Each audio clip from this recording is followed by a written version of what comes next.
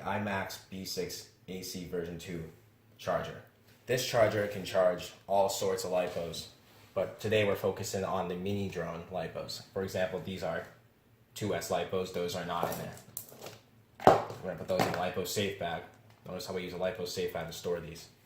Today's product we're going to go over is this Grace Pony parallel charging board. First of all, when you go to actually use this board, you want to make sure you take the actual banana clips here and plug them into your charger first.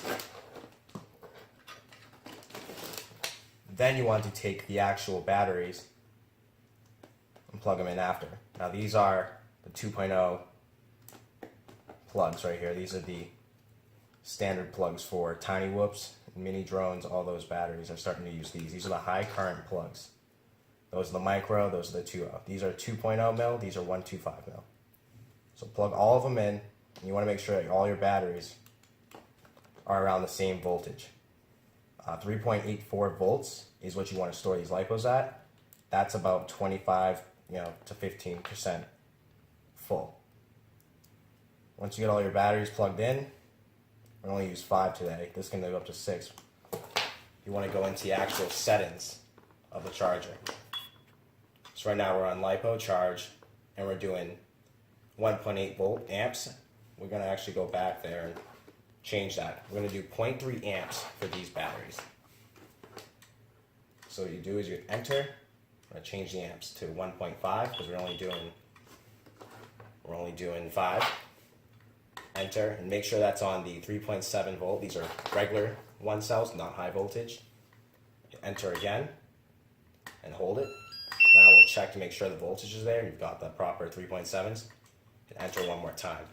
This menu is going to show you how many milliamp hours are actually pumped back into the batteries, and it's going to charge this as one big battery. So now that you have your batteries charging, you actually want to put them in the lipo safe bag. I like to actually close the bag and enclose these batteries. Again, this is an extra safety precaution. This is not because I expect a fire in any way, but by having the bags shielded, all the lipos charging, even if there was an issue, it would be contained in this. It would save the floor. It wouldn't start a huge fire. It wouldn't do anything crazy. Again, I only do it as a precaution. Right now, I'm sure that everything is fine. I am charging at 1.5 amps, and it's throwing 4.06 volts per lipo in here. Now, these lipos, they are stored at 3.84 volts.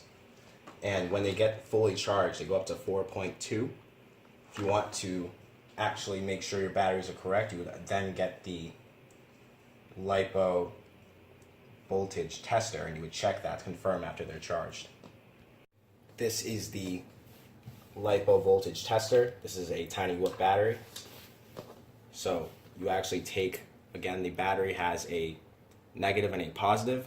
I like to check the tab. The tab is up, that's how I do it. And you just plug it in.